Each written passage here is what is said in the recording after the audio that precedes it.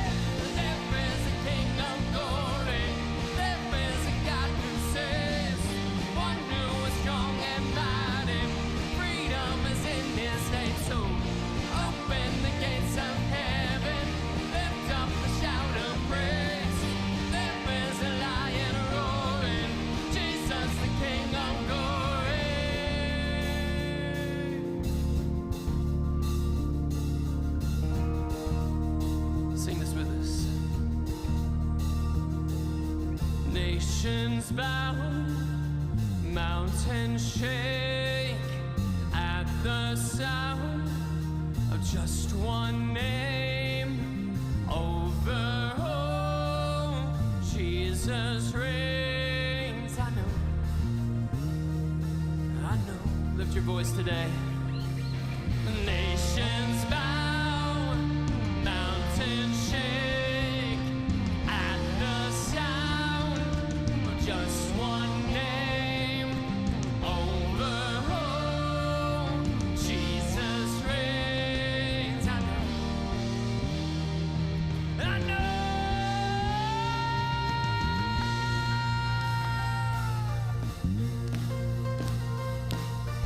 Lift your voice and sing to our King of Glory today.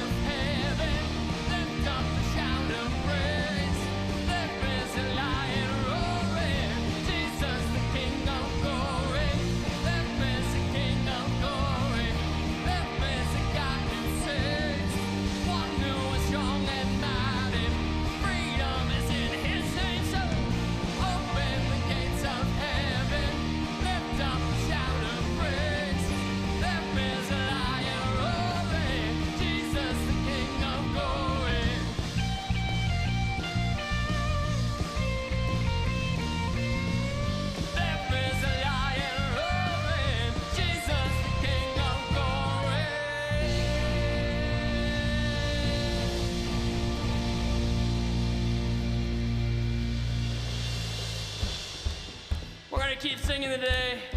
We're singing about how God is alive in us. Put those hands together. Sing it with us.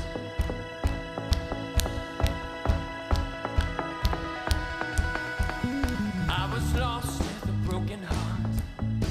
You picked me up, now I'm set apart. From the ash I am born again, forever safe in the Savior's hands. You are more than my words could say. Follow you, Lord, for all my days. I'll fix my eyes following your ways. Forever free in unending grace. Come on. Go, you are my freedom. We lift you higher, lift you higher. Your love never ending. Oh, you are alive in us. Nothing can take your place. You are all we need. Your love has set us free. Oh,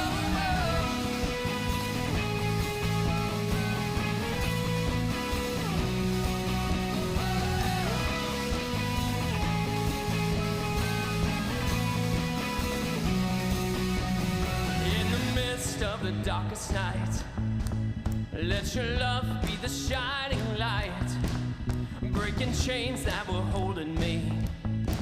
You sent your son down to set us free. Everything of this world will fade.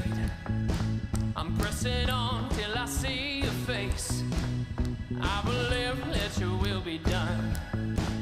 I won't stop till your kingdom comes. Oh, you are my freedom. We lift you higher, lift you higher. Your love never ending. Oh, you are alive in us. Nothing can take your place. You are all we need. Your love has set us free. Oh,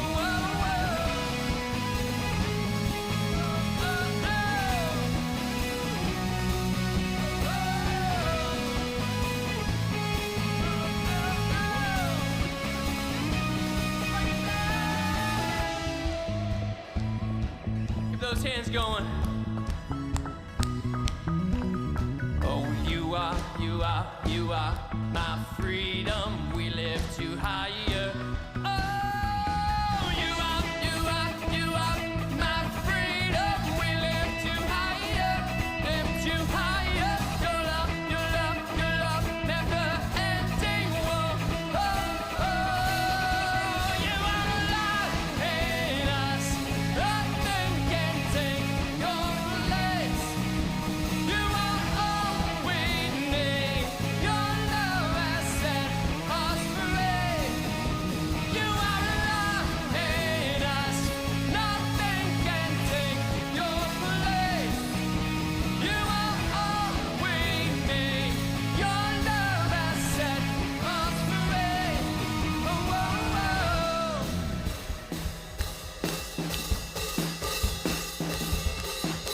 Oh, oh, oh.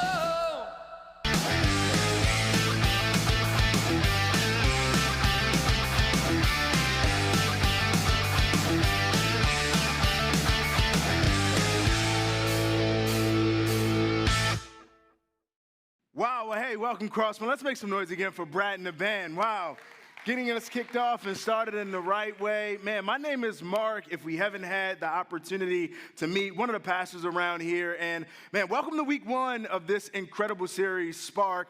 For those of you who are tuning in online, listen, this series, it's an incredible series. One, because my first week on staff here actually came during the Spark series, right? We do this series every year, but we look at brand new ideas every year as well. And so this year, we're actually looking at how do we ignite the 167, as Eric talked about earlier, the 167 hours that you don't spend with us either online or right here in this room. Like, how do we ignite the 167 hours? How do we find that motivation? How do we get productive, right? How do we make our lives find the rhythms that really help us excel and become the best people that we can be? And, you know, if we're honest, the rhythm of, you know, this past year and a half, I mean, it's been off, right? Like, if we're all honest, it's been a wreck, like, if we're honest, right? I mean, we had a whole pandemic, we got shut down, and now we're kind of seeing light at the end of the tunnel, and we're seeing things start to kind of tick back up and start to move in a different direction, which is exciting.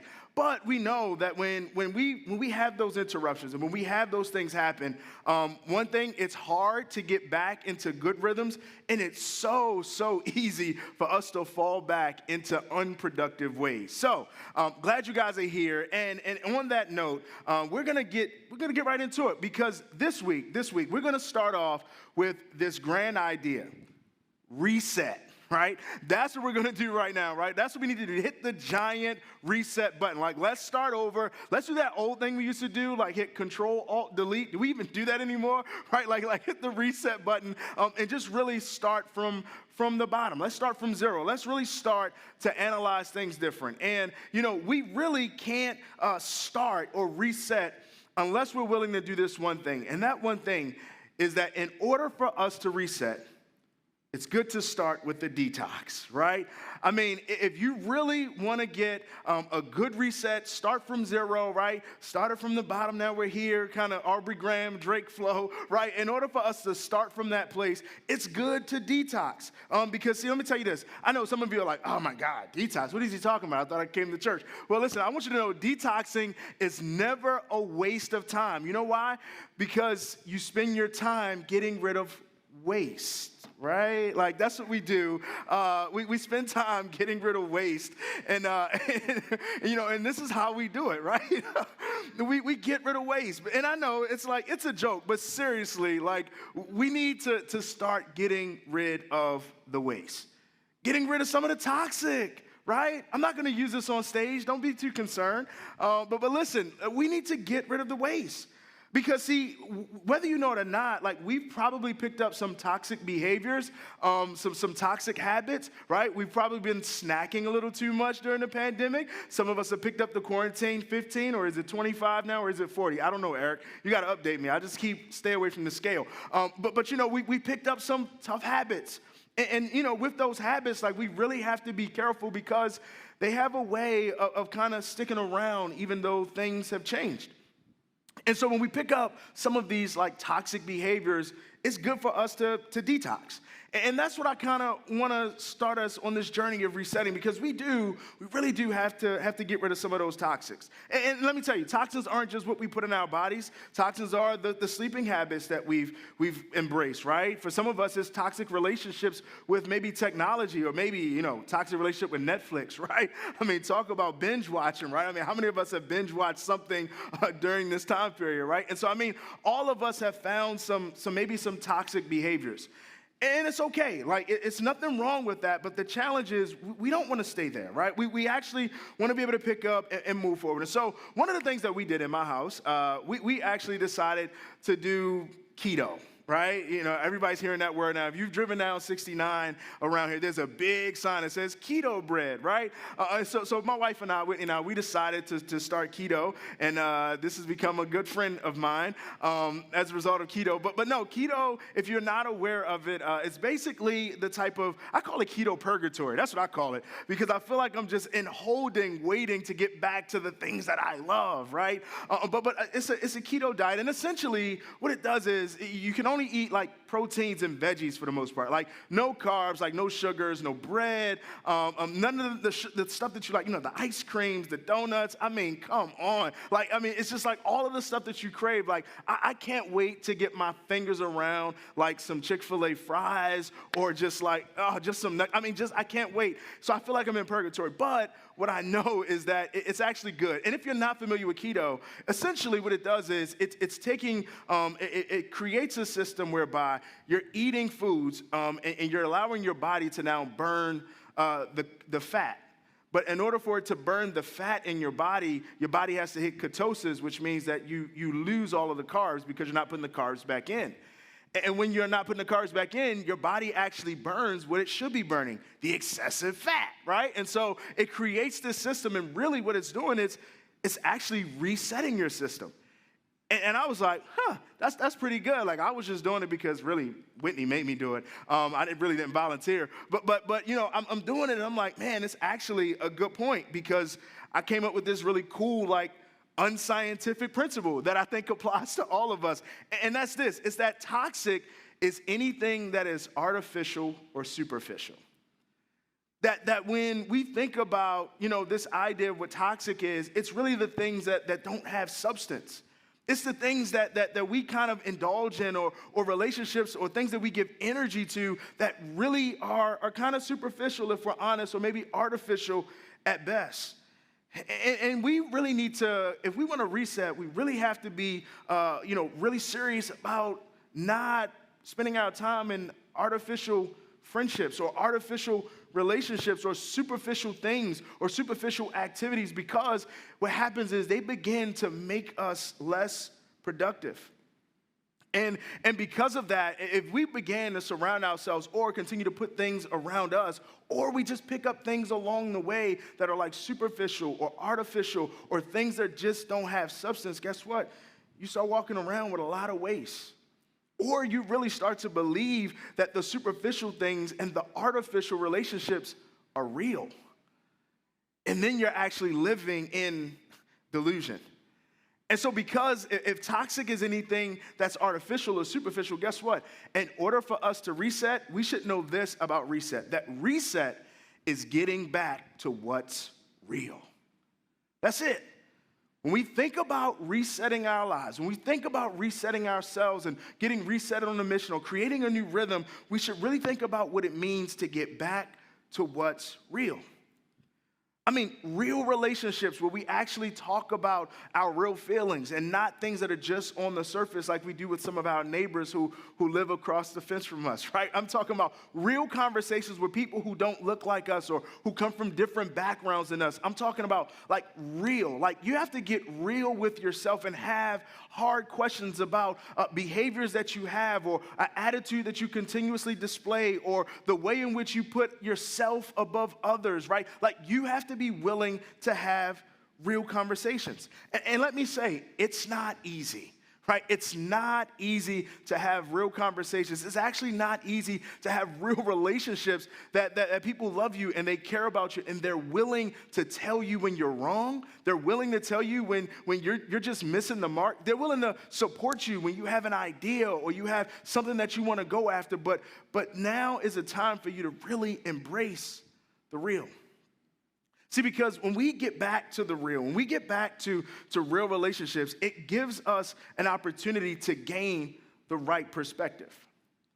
See, because the real people that are around you that's going to tell you when you're wrong or tell you the things that you don't want to hear about yourself, it has a way of bringing you back into the right perspective of who you are.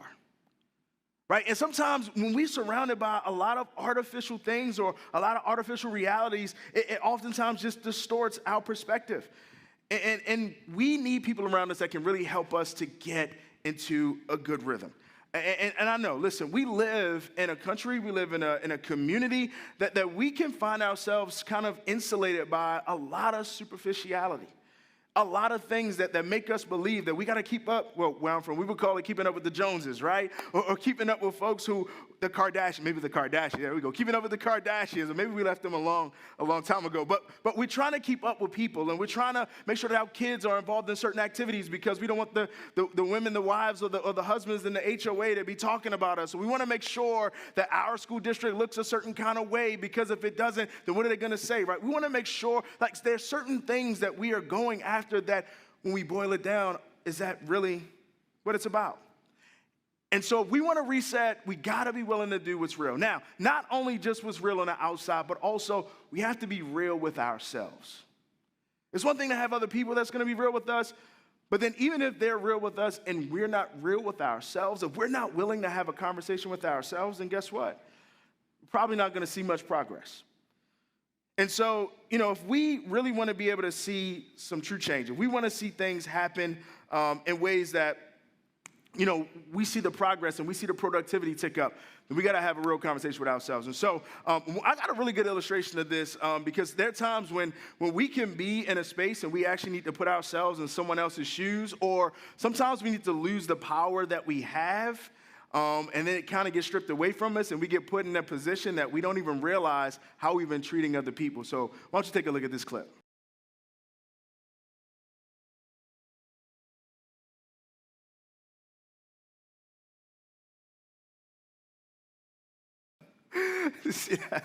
She doesn't realize that she's now in a kid's body. So she's been walking around treating people like this in her adult body. And one day she wakes up and she's in a kid's body, but she thinks that her reality and her power still moves the same way, and it doesn't. And that's what happens when we surround ourselves with superficial people, artificial goals, things that really don't add to our being and help us really discover the best parts of who we are. And I know, I can hear you guys asking, like, Mark, why in the world? Why should we reset? Right? I know, I can hear you wondering, like, I don't need to reset. Listen, I've been through enough this past year. I just want to get back to my normal. I just want to get back to the things that I used to do. I just want to get back around the people that I used to hang around. But maybe, just maybe, that the reason for us having a moment to kind of pause and sit down and be shut down for a moment, maybe it was an opportunity for us to reevaluate and reassess the things and the people that we surround ourselves with, or the news that we consume, or the constant bombardment of information that we can constantly seek. And if I'm honest, most of that is just curated based on the things that you buy on the internet and the websites that you look at. So you're really just surrounded and isolated with information that people that make a lot of money just design so that you can stay in a tunnel and be surrounded by things. And maybe, just maybe, this was an opportunity for all of us to kind of take a step back and to see the other side. And to maybe see things a little different. In fact, I think that may have been the case with the whole racial tension that we saw this summer. It was all of us at home being able to witness what took place to George Floyd. That it wasn't that opportunity was something that was new, but it was televised, and we were all paused, and we all felt And we all saw the pain. And I think it gave all of us an opportunity to reassess and reevaluate. And so if that was happening on a large scale, what could it look like if we began to actually do the same thing? If we began to sit back and think about what would it look like if we reset our lives and reset our paths? And let me tell you, like, there's something powerful when you begin to do some self-analysis, some self-evaluation. Something special begins to happen. Something unique starts to happen and transform. And like I said, I'll be the first to admit, listen, we're surrounded. It's so difficult to not pick up toxic. It's so difficult. It's so easy for you to pick up toxins on your way home, what you're listening to on the radio, or even your family of origin. That some of you have even outgrown your family of origin, and yet, when you go home for the holidays or you go to see them during the summer break, you're kind of dreading it because you know that they are still in a framework and they still kind of might be toxic, and you've now changed your perspective. And so, I want you to know that, one, you're not alone, that in fact, there's a really cool story in the Bible that's written in the book of Acts. It's a guy named Paul. It's about a guy named Paul, and he's actually starting a church in this city. And this city is called Ephesus, and he's setting up this he's going there, he's preaching the good news, and he goes to this city, and he's preaching there for like 2 to 3 years. And he's in this city, and let me tell you, this city is like the Wild Wild West. I mean, it's kind of crazy. Like, people out there, they had like all types of religions going on. They had all types of idol worship. I mean, it was almost like your ability to create like religious magic or magic tricks using magic, like it was actually like the sport of its day. Like, literally, you had priests that were doing it, people that weren't priests that were doing it. I mean, you had any and everybody trying to find a way to up one because of this different type of spiritual magic tricks that they were able to do. And I mean, they were coming out like rap albums. Like every other month, you had a new artist popping up. Every other month, a new artist was on their Spotify. Like, oh, here's a new magic trick. Here's a new spiritual healing over here. Here's somebody getting, they can see now. They once were blind. And so they had all of these scams going on. And so Paul kind of enters into this place that's full of toxins. And he begins to preach the good news. And while he's preaching the good news, 2 to 3 years goes by, and he's really not getting any traction because he's surrounded by all of these other competing views, all of these other competing religions, and all of these competing idol worshipers. And so he continues to do his thing. He continues to preach the good news, and he actually starts to heal people, and he's doing it in the name of Jesus. And he's actually, there are a few people who are kind of like closet Christians at the time, right? They're kind of following Paul, but they won't come out and be like, yeah, I'm with Paul, right? And so, but what happens is that all of the other people, they heard about Paul and his ability to heal. And when they heard about him being able to heal, of course, there was somebody who was basically like, let's copy that album and let's put it out. So they started taking what Paul was doing and they started trying to do it. They went out and started trying to heal people in the name of Jesus, even though they had never accepted him as Savior and Lord. So they were going out and actually trying to do what Paul was doing, and Paul got wind of it. In fact, this is where we pick it up right here in this passage.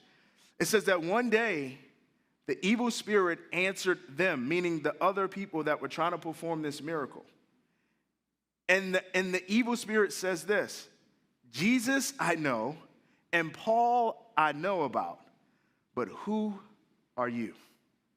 Meaning that you're trying to do something with a power that you don't even have access to, so who are you? And they have a crowd of people watching them attempting to get an evil spirit out. And they're called out on their bluff. They're called out on trying to be artificial. They're called out on trying to do something that really was superficial. They didn't have the real thing, right? It was like Pepsi trying to be Coca-Cola. No? Okay, too early.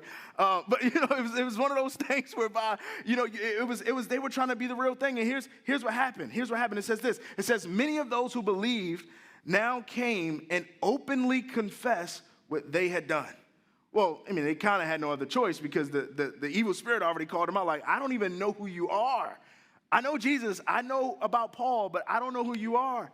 But at that point, they have to confess, like, okay, the gig is up. We can't play anymore. We can't hide behind this anymore. We got to give it up. And he said, well, they confessed what they had. And it said a number of them who had practiced sorcery brought their scrolls together, because that's what they kept their magic tricks on and all their religious beliefs. They put them together and they burned them publicly. And when they calculated the value of the scrolls, the total came to 50,000 drachmas, which is essentially dollars. 50 grand of paper? Could you imagine spending $50,000 on paper? But they literally took $50,000 worth of paper and burned them. What did they do? They detoxed it. You want me to pull the toilet back out for you? That's what they did, right? They basically took their religious stuff and they decided to detox it. Why? Because they were ready to reset. They were ready to get on with what the real power was. They had been tired of faking it for so long. Who am I talking to today? Who am I looking at today that you've been going through life and you've been walking in an artificial world, that you refuse to put yourself around real people to have real conversation to help you reset your life? Because here's the thing, when you reset, it actually changes your perspectives. It shifts your perception. And that's what happened to these guys in the story. They saw the real thing. And here's what's interesting. How many of us continue to settle for what's artificial when what's real is right in front of us? When having a real conversation, or having a real friendship, or having, something that can help you move into a pathway that helps you create a good rhythm. But in order to do that, you have to be willing to go and say, I want the real thing. And you can't get the real thing unless you're willing to travel, not outward, but travel inward. See, because what I realize is if you want to reset, it's not an outward race, but it is an inward journey. It's an inward journey that God has decided that he wants to partner with you so that you can begin to see all of the beauty of the realness that he's placed inside of you. Please hear me. You don't want to be the person that continues to sell yourself short just to be a part of the crowd. Just to be accepted at your workplace, just to be accepted when you go to your country club, just to be accepted when you get around folks that are at your job, or that play on your kid's softball team, or even on their basketball team, or even they sing on their choir, like whatever it is, like don't sell yourself short, because listen, it's not an outward race. It's easy for us to get caught up in the races that we see, the race to get more money, or the race to have more things, or the race to get the boat on ice, or the race to get your kids to the top of their class. No, it's about the inward journey of you. And when you begin to work on you, it becomes amazing. You start to realize that resetting and changing your perspective and shifting the way that you do things, that you start to realize that life, it's not about a destination as much as it is about a location. That resetting is not about resetting to get somewhere. Resetting is an opportunity for you to realize your location and where you are. The location of where are you in your marriage? Where are you as it pertains to parenting? Where are you as it pertains to your career? Like where are you? Where are you mentally? Where are you physically? Like where are you? Do you feel like life is slipping through the palms of your hand and you can't get a grip? I promise you, if that's you, it's because we've been looking for a destination instead of appreciating our location. And this is what I love. It's an opportunity for us to think about not only who we are, but ultimately to think about who are we becoming? Who are we becoming? Who do you want to be remembered as? What type of legacy are you establishing right now? Do people see you and they see an artificial person? Do they see a person that's superficial? Do they see a person who's not really living life on mission, on purpose? And see, this is so critical. It's so important. See, because if you don't get to a place where you understand your mission, you'll continuously be moving toward a destination that's called nowhere. So today, I want to invite you to reset. I want to invite you to start over. I want to invite you to take the inward journey. And as you began to take this inward journey, I promise you your life will never be the same. See, because you have an opportunity to pick up on a new rhythm, pick up on some new relationships, pick up on something that's a completely different perspective, and watch God begin to move in your life like you've never seen before. Now, I don't want you to leave my TED Talk, without some walkouts, right? And so here's some things for you to do so that when you leave here that you can actually put into practice, because resetting, like I said earlier, it's hard, right? So the first thing that I want you to do is that I want you to make sure that you identify your life's mission. I want you to identify it.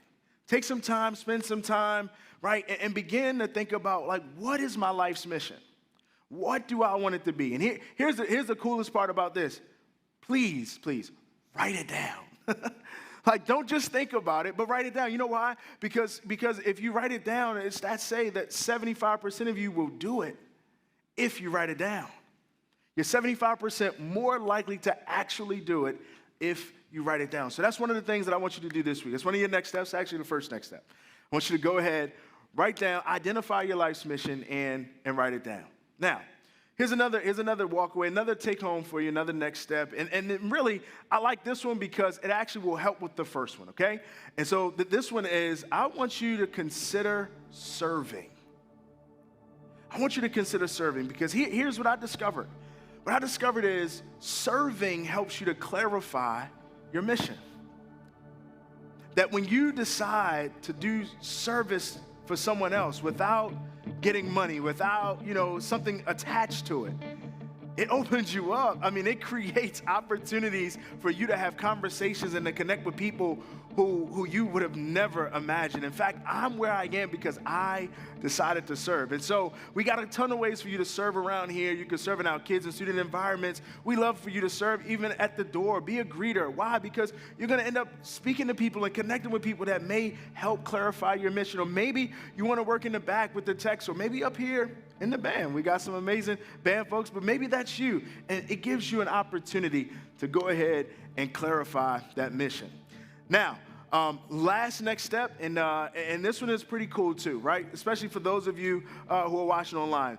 Around here at Crosspoint, we're resetting. We talked about our missions last week. We talked about our mission, and we're resetting around here. And part of that reset means that we're changing things, and we're thinking about things a little differently. And so as we are resetting, and as we are detoxing, and as we're figuring it all out, we're trying to decide, not even trying to decide, we really just want to know how we can better serve you. So we're asking you to make a decision, and we just really want to figure out how you are connecting here at Crosspoint. Just how you're connecting. Are you connecting online? And if so, that's great. And if you're connecting in person, hey, that's great as well. But no matter where you are, we want to know where you're connecting. And the reason is we want to be able to care for you and support you no matter where you are, right? Because we know that just because you're on the other side of the screen doesn't mean that you're not a part of our community. And so listen, you can select any of those next steps. You can select all of those next steps. But what I know is that this is an opportunity for you to begin to reset your life and to change it for the better. All right, so listen, come on, let's stand. I want to pray with you because I believe that as we began this journey, as we began with Spark and igniting the 167, the best way to do it is for all of us to reset. Let's pray. God, we thank you so much for this moment, for this opportunity to reflect and to know that, God, you have a mission for our lives, and God, you have a purpose for our lives, and sometimes we just need to get rid of the toxins, God. We need to detox our life, God, and so today as we begin that process, God, we thank you so much for what you're getting ready to do in each of our lives, God, because you have a mission for us, and you are helping us to reset on this journey we call life. It's in your name we pray. Amen.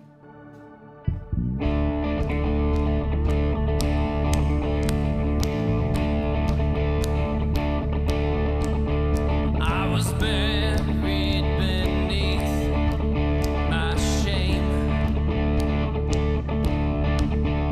Who could carry that kind of weight? It was my tomb till I met you. I was breathing but not alive.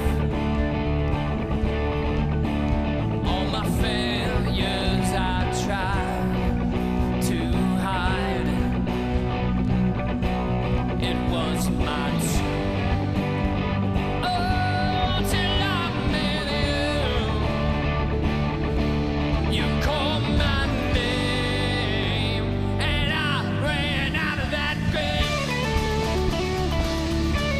out of the darkness into your glorious day. You called my name, and I ran out of that grave, out of the darkness into your glorious day.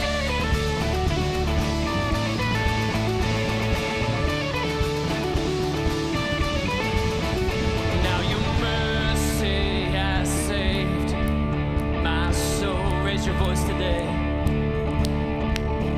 And now your freedom is all that I know. Only you may know. Jesus, when I met you, oh, what a day.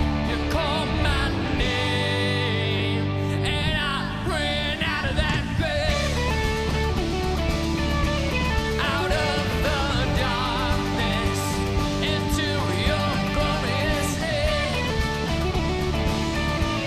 You called my name, and I ran out of that grave, out of the darkness into your glorious day.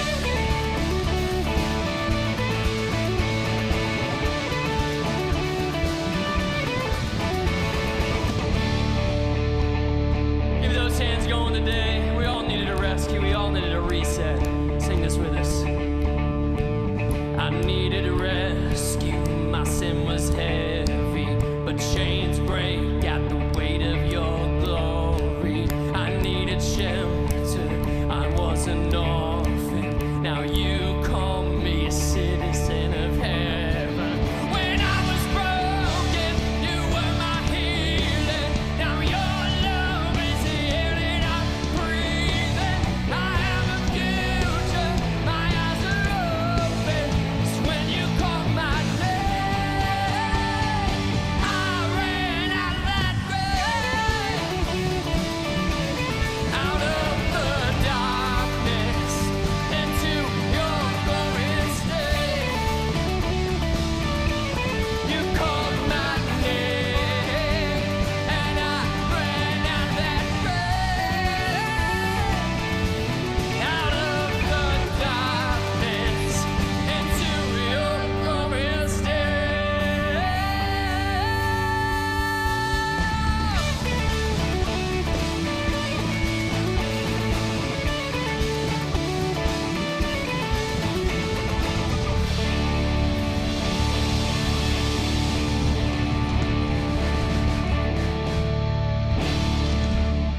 Well, hey, make sure that you guys hit that send on that connection card. We love to be able to connect with you. Want to thank you all for your generosity through the online Joy Box. And listen, if you are in the need of prayer, text the keyword "need prayer" to 25827. Remember that resetting is not an outward race, it's an inward journey. Please enjoy your week. When I was broken, you were my healing. Now your love is the air that I'm breathing. I